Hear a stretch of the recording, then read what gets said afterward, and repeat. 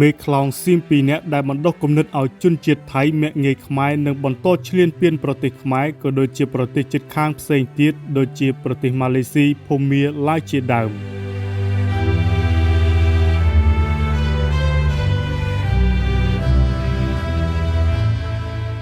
នៅក្នុងជីវភាពប្រចាំថ្ងៃក៏ដូចជាក្នុងបណ្ដាញសង្គមបច្ចុប្បន្នបងប្អូនខ្មែរយើងច្បាស់ជាបានឃើញបានដឹងហើយថាជនជាតិថៃមួយចំនួននៅតែមានផ្នត់គំនិតមាក់ងាយខ្មែរមើលស្រាលថាខ្មែរយើងល្ងងខ្លៅជាជាតិសាសន៍អន់ជាងជាតិសាសន៍ខ្លួនជាដើមមិនតែប៉ុណ្ណោះពួកគេទាំងនោះនៅតែចិញ្ចឹមចិត្តចូលឈ្លានពានទឹកដីខ្មែរយើងជារឿយៗទូយ៉ាងដូចជាករណីប្រាសាទព្រះវិហារកន្លងទៅនិងករណីថ្មីនេះទៀតនៅប្រាសាទតាមាន់តូចប្រាសាទតាមាន់ធំប្រាសាទតាក្របីនិងតំបន់មុំ3ជាដើម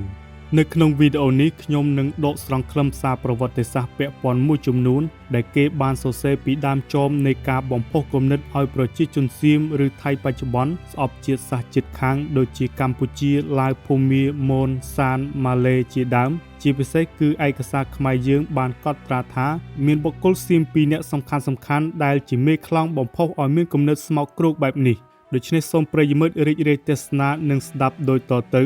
តែសូមកុំភ្លេចជួយ follow Facebook page ក៏ដូចជា subscribe YouTube channel របស់ខ្ញុំបាទបានម្នាក់មួយផងហើយសូមអំពាវនាវសូមបរិច្ចាគដល់ខ្ញុំបាទតាមរយៈ QR code នេះមួយផងបាទ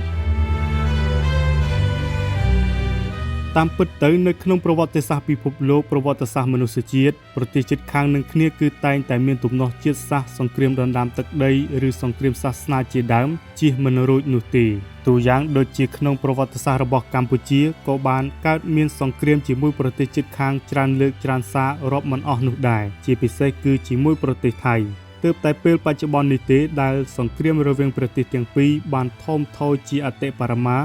នៅឡើយតែទំនាស់នយោបាយទំនាស់ព្រំដែនក៏ដូចជាបញ្ហាសេដ្ឋកិច្ចខ្លះប៉ុណ្ណោះទូយ៉ាងណាសម្រាប់ជាតិសាសន៍សៀមដែលដូនតាខ្លួនគ្រាន់តែជាពួកអន្តោប្រវេសន៍មកពីភាគខាងត្បូងប្រទេសចិនតាំងពីជាង 1000 ឆ្នាំមុនមកនោះបែរជានៅតែមានកំអាយគំនិតដ៏ស្មោកគ្រោកចំពោះជាតិសាសន៍ជិតខាងលើកតម្លៃជាតិសាសន៍ខ្លួនឯងខ្ពស់ហួសប្រមាណពេករហូតមាក់ងាយជាតិសាសន៍ដទៃថាមិនស្មើនឹងជាតិសាសន៍ខ្លួនគណៈអ្នកប្រវត្តិសាស្ត្រអន្តរជាតិជាច្រើនសុទ្ធតែបានចាត់ទុកថាគំនិតជាតិនិយមជ្រុលហួសហេតុពេកនេះគឺជាប្រវត្តិដ៏អាក្រក់សម្រាប់ជាតិសាសន៍សៀមខ្លួនឯង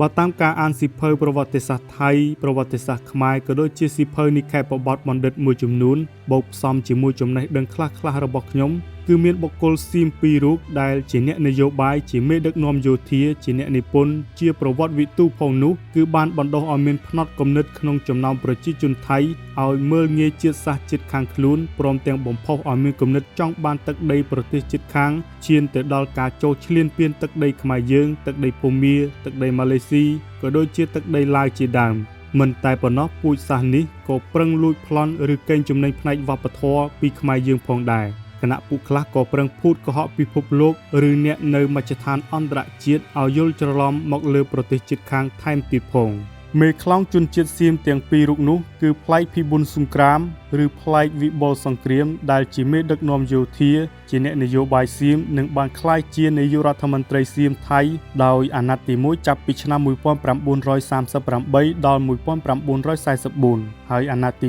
2ចាប់ពីឆ្នាំ1948ដល់1957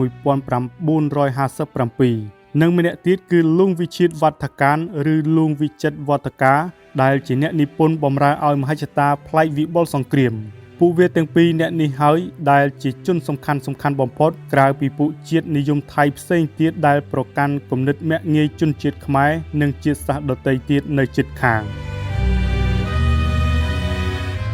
សៀវភៅប្រវត្តិសាស្ត្រថៃរបស់ David Wyatt បានឲ្យដឹងថាប្លែកវិបុលសង្គ្រាមមានឈ្មោះដើមហៅថាប្លែកខិតសង្ឃកើតនៅក្នុងគ្រួសារសាមញ្ញមួយជិតក្រុងបាងកកនាថ្ងៃទី14ខែកក្កដាឆ្នាំ1814ពោលគឺក្នុងសម័យរាជានិយមផ្ដាច់ការរជ្ជកាលព្រះចៅវិជ្ជរាវុធរាមាទី1ប្លែកខិតសង្ឃបានចូលរៀននៅសាលាសភាយោធាសៀមតាំងតែពីអាយុ12ឆ្នាំមកម្លេះដូច្នេះជីវិតការងារនិងជីវិតនយោបាយរបស់លោកគឺពាក់ព័ន្ធជាមួយនឹងកងទ័ពសៀមយ៉ាងសំខាន់រហូតដល់ចាក់ឫសចាក់គល់យ៉ាងជ្រៅទៅក្នុងវិស័យយោធាមានបពុគាំទ្រច្រើនឡើងនិងកាន់តែមានឥទ្ធិពលក្នុងប្រទេសសៀម David Wyatt បានបន្តថានៅសម័យដែលប្រទេសសៀមកើតមានរាជប្រហារនៅឆ្នាំ1932នោះបាននិយាយពីយោធាគឺមិនមែនត្រឹមតែកិច្ចការយោធាប៉ុណ្ណោះទេតែយោធាគឺជាសង្គមនយោបាយជាកម្លាំងដែលកំណត់ជោគវាសនាប្រទេសជាតិការគ្រប់គ្រងនិងការចូលរួមជាមួយយោធាគឺនឹងទទួលបានលាភសក្ការៈឬបានសុខខ្លួនជាដើមតែបើប្រឆាំងនឹងពួកយោធាគឺប្រៀបដូចជាប្រឆាំងនឹងសង្គមដ៏មានអំណាចដ៏ធំអញ្ចឹងសូម្បីតែអ្នកនយោបាយស៊ីវិលក៏ពិបាកទប់ទល់ជាមួយអ្នកនយោបាយយោធាទាំងនេះដែរពលគឺមិនខុសគ្នាប៉ុន្មាននឹងស្ថានភាពនយោបាយនៅប្រទេសថៃសពថ្ងៃនេះទេគឺពួកយោធាជាអ្នកនយោបាយដែលមានកម្លាំងគាំទ្រច្រើនមិនចាញ់ពួកអ្នកនយោបាយស៊ីវិលនោះឡើយរឿងសំខាន់មួយដែលត្រូវបានគេកត់សម្គាល់គឺពួកយោធាមិនពេញចិត្តនឹងជនជាតិចិនដែលរស់នៅយូរឆ្នាំនៅប្រទេសសៀមនិងក្តោបក្តាប់សេដ្ឋកិច្ចពាណិជ្ជកម្មនៅប្រទេសសៀមនោះឡើយពលគឺដូចទៅនឹង Hitler ស្អប់ជនជាតិ Swiss នៅប្រទេសអាល្លឺម៉ង់នោះដែរក្រោយមកនៅក្នុងឆ្នាំ1928ព្រះបរមរាជវាំងបានប្រទានឋានៈនិងទូនាទីឲ្យផ្លែកខិត្តសង្ឃមានគោរមងារជាលួងគឺមន្ត្រីថ្នាក់លួងដែលនៅក្រោមមន្ត្រីថ្នាក់ពញាគេហៅលោកថាលួងផ្លែកពិបុលសង្គ្រាមឬលួងផ្លែកវិបុលសង្គ្រាមហើយលោកក៏បានប្រើឈ្មោះនេះជាប់រហូតមក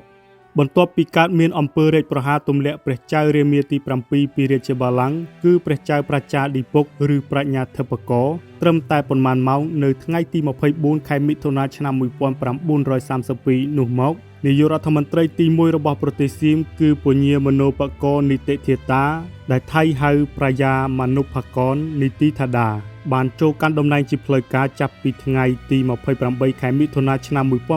1932ដល់ថ្ងៃទី20ខែមិថុនាឆ្នាំ1933ពលគឺមានរយៈពេល358ថ្ងៃនាយករដ្ឋមន្ត្រីដំបូងរបស់ប្រទេសសៀមរូបនេះជាបេក្ខជនមកពីគណៈបកឯករាជ្យក្រោយមកមហាសេនាបតីនៃកងទ័ពភូមិន្ទសៀមគឺពញាពហុលពលពយុហសេនាដែលថៃហៅផាហនផនផាយុហសេនាបានធ្វើរាជប្រហារទម្លាក់ពញាមនោបករនីតិធាតាពីតំណែងហើយបានកាន់អំណាចជានាយករដ្ឋមន្ត្រីទី2ដោយខ្លួនឯងចាប់ពីថ្ងៃទី21ខែមិថុនាឆ្នាំ1932ដល់ថ្ងៃទី16ខែធ្នូឆ្នាំ1938ពលគឺមានរយៈពេល5ឆ្នាំនិង178ថ្ងៃពិតណាស់ក្នុងបដិវត្តន៍សៀមឆ្នាំ1932កងទ័ពភូមិន្ទសៀមក៏បានបង្កើតគណៈបកនយោបាយមួយដើម្បីចូលរួមក្នុងការបោះឆ្នោតដែលមានឈ្មោះថាគណៈបករាស្ត្រសាទរឬគណៈរដ្ឋសាដនបើបកពីភាសាអង់គ្លេស People's Party គឺប្រែថាគណៈបកប្រជាជនបន្ទាប់ពីប្រយាផាហននាយករដ្ឋមន្ត្រីទី2លួងផ្លែកវិបុលសង្គ្រាមដែលជាមេបញ្ជាការកងទ័ពភូមិន្ទសៀមក៏បានឡើងកាន់អំណាចជានាយករដ្ឋមន្ត្រីទី3ជាការបើកទំព័រសម័យកាលដែលប្រទេសសៀមចាប់ផ្ដើមផ្នត់គំនិតអំនួតក្អេងក្អាងសិភៅប្រវត្តិសាស្ត្រថៃរបស់ David Wyatt បានបន្តថាក្នុងអាណត្តិដឹកនាំប្រទេសរបស់វិបុលសង្គ្រាមរយៈពេល5ឆ្នាំនិង229ថ្ងៃពលគឺចាប់ពីថ្ងៃទី16ខែធ្នូឆ្នាំ1938ដល់ថ្ងៃទី1ខែសីហាឆ្នាំ1944គឺជារយៈពេលដែលប្រជាជនពុះកញ្ជ្រោលរឿងជាតិនិយមដែលគេចាត់ទុកថាជាបាតុភូតសង្គមមួយពួកជនជាតិសៀមនៅសម័យនោះកាលណាគេហៅខ្លួនគេគឺគេប្រើសព្វនាមយើងជំនួសឲ្យសព្វនាមខ្ញុំដែលចង់បានន័យថាពួកគេមានកម្រិតវប្បធម៌ការយល់ដឹងឋានៈជាតិសាសន៍ខ្ពស់ជាងជាតិសាសន៍ដទៃសូម្បីតែជនជាតិចិនជនជាតិមនខ្មែរភូមាលាវម៉ាឡេដែលរស់នៅប្រទេសសៀមក៏ដោយក៏សុទ្ធតែជាជនជាតិដែលអន់ថយជាងជនជាតិខ្លួនការលេចឡើងនៅគំនិតជាតិនិយមនេះបានកើតឡើងតាំងពីយូរយារណាស់មកហើយគឺតាំងពីពេលដែលជាតិសាសន៍មួយនេះរស់នៅជាកុលសម្ព័ន្ធហើយស្ថិតនៅក្រោមការគ្រប់គ្រងរបស់ប្រទេសដទៃនៅក្នុងប្រវត្តិសាស្ត្រខ្មែររបស់លោកសាស្ត្រាចារ្យត្រឹងងារបានបង្ហាញថាជនជាតិថៃបានរើបម្រាស់ចេញពីការគ្រប់គ្រងរបស់រាជអំណាចចក្រភពខ្មែរនៅសម័យអង្គរហើយបានបង្កើតជារដ្ឋឯករាជ្យនៅសតវត្សទី13គឺរដ្ឋសុខោទ័យនិងរដ្ឋអយុធ្យានៅសតវត្សទី14ប៉ុន្តែបរិបទជាតិនិយមដែលបង្កើតឲ្យមានចលនានិងទ្រឹស្ដីពិតប្រាកដគឺនៅដើមសតវត្សទី20ក្នុងរជ្ជកាលស្ដេចសៀមព្រះចៅវិជ្ជរាវុធរាមាទី6ព្រះចៅវិជ្ជរាវុធយល់ថាជាតិគឺជាបណ្ដុំមនុស្សដែលមានគំនិតរួមគ្នាមានអត្តសញ្ញាណរួមគ្នាឆ្ពោះទៅរកគោលដៅរួមគ្នាដោយយកផលប្រយោជន៍ជាតិជាធំជាងផលប្រយោជន៍ឯកជនគំនិតជាតិនិយមរបស់ស្ដេចវិជ្ជរាវុធរាមាទី6បានចាក់ឫសគល់ទៅក្នុងផ្នត់គំនិតប្រជាជនសៀមរួមទាំងពួកយោធាផងដែរហើយលួងផ្លែកវិបុលសង្គ្រាមក៏ទទួលនៅឥទ្ធិពលនេះដែរ វិបុលសង្គ្រាមការនៅជាមន្ត្រីសង្គ្រាមនៃកងទ័ពភូមិន្ទថៃបានថ្លែងទៅកាន់ជនជាតិថៃដោយទាមទារឲ្យបង្កើតនៅទ្រឹស្ដីជាតិមួយដោយអនុវត្តទៅតាមទ្រឹស្ដីរបស់អ្នកនិពន្ធលួងវិជិតវឌ្ឍការឬលួងវិចិត្រវឌ្ឍការប្រិយមិត្តនៅពេលបានទស្សនាវីដេអូនេះហើយសូមកុំភ្លេចជួយចុច Subscribe ម្នាក់មួយផងបាទហើយសូមបរិច្ចាគដល់ខ្ញុំបាទផងដើម្បីបន្តការងារផលិតវីដេអូប្រវត្តិសាស្ត្របន្តទៀតបាទ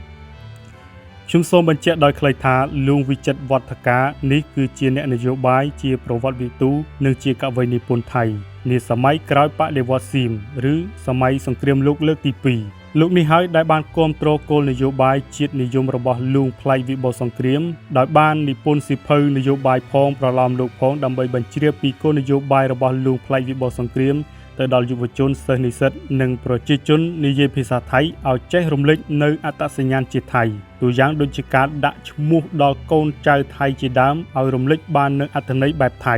គឺលួងវិចិត្រវឌ្ឍការនេះហើយដែលជាអ្នកដឹកនាំដំណើរការផ្លាស់ប្ដូរឈ្មោះប្រទេសពីសៀមឬសយ៉ាមមកថៃនៅឆ្នាំ1939អ្នកនយោបាយដ៏ថោកទាបរូបនេះក៏បានចូលរួមបណ្ដុះគំនិតឲ្យកូនចៅថៃមើលស្រាលមកលើជនជាតិខ្មែរយើងនិងជាតិសាសន៍ជិតខាងប្រទេសវាផ្សេងទៀតផងដែរ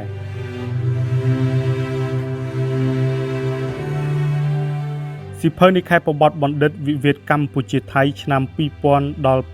2008ក៏បានបញ្ជាក់ដែរថាទ្រឹស្ដីជាតិនិយមសៀមនេះគឺពឹងផ្អែកទាំងស្រុងទៅលើទស្សនៈប្រកាន់ពូជសាសន៍ដោយវាយតម្លៃខ្ពស់ទៅលើជាតិសាសន៍ថៃគឺថ្លៃថ្នូរជាងជាតិសាសន៍ដទៃទៀតដែលរស់នៅជិតខាងនៅលើដែនដីឥណ្ឌូចិនពាក់ព័ន្ធនឹងការផ្លាស់ប្ដូរឈ្មោះពីប្រទេសសៀមឬសយ៉ាមមកថៃនាឆ្នាំ1939នោះវិបុលសង្គ្រាមបានខិតខំពន្យល់ពីមូលហេតុនៃការផ្លាស់ប្ដូរឈ្មោះនោះថាថៃគឺមានន័យថាប្រទេសដែលជារបស់ជនជាតិថៃមិនមែនជារបស់ជនជាតិចិនដែលកំពុងមានឥទ្ធិពលច្រើនក្នុងផ្នែកសេដ្ឋកិច្ចនាពេលនោះទេពាក្យនេះក៏ពង្រីកវិសាលភាពទៅដល់ក្រុមមនុស្សនិយាយភាសាតៃដូចគ្នាឬប្រហាក់ប្រហែលគ្នាដែលនៅក្រៅព្រំដែនប្រទេសសៀមបានន័យថាថៃនេះក៏សំដៅទៅលើក្រុមមនុស្សនិយាយភាសាតៃនៅប្រទេសឡាវប្រទេសភូមាប្រទេសម៉ាឡេស៊ីក៏ដូចជានៅខេត្តយូណាននៃប្រទេសចិនផងដែរសៀវភៅនិក្ខេបបទបណ្ឌិតវិវាទកម្ពុជាថៃឆ្នាំ2000ដល់2008បានបន្តទៀតថាតាំងពីទទួលបានឥទ្ធិពលផ្នត់គំនិតជ្រុលពេកនោះមកជនជាតិសៀមបានយកទ្រឹស្ដីជាតិនិយមរបស់ខ្លួននេះធ្វើជាទុនក្នុងការពង្រីកទឹកដីបង្កសង្គ្រាមឈ្លានពានជាមួយប្រទេសជិតខាងព្រោះទ្រឹស្ដីនេះទាមទារឲ្យជនជាតិសៀមវាយដណ្ដើមយកទឹកដីប្រទេសជិតខាងរបស់ខ្លួនដូចជាប្រទេសភូមាប៉ែកខាងកើតប្រទេសឡាវប៉ែកខាងលិចប្រទេសកម្ពុជាប៉ែកខាងលិចនិងប្រទេសម៉ាឡេស៊ីប៉ែកខាងជើងដែលសុទ្ធតែជាប់នឹងប្រទេសថៃបច្ចុប្បន្ន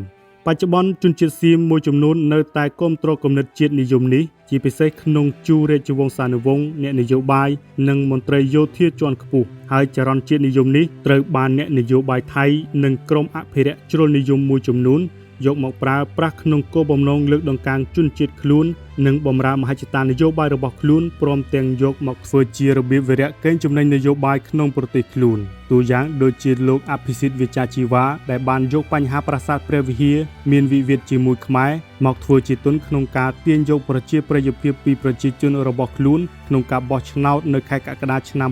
2011កន្លងទៅជាដើមនាពេលថ្មីនេះប្រជាជនខ្មែរយើងក៏បានយល់ស្រាប់ហើយពីចេតនានិងទង្វើរបស់មេបញ្ជាការយោធានិងអ្នកនយោបាយថៃមួយចំនួនដែលជ្រុលនិយមស្រែកឃ្លានចង់ឈ្លានពានប្រាសាទបុរាណនិងទឹកដីរបស់កម្ពុជាយើងបាទប្រិយមិត្តនៅពេលបានទស្សនាវីដេអូនេះហើយសូមកុំភ្លេចជួយ follow Facebook page Subscribe YouTube channel ក៏ដូចជាសូមអំពាវនាវសូមការឧបត្ថម្ភដល់ខ្ញុំបាទខ្លះផងបាទអរគុណច្រើនអរគុណទុកជាមុន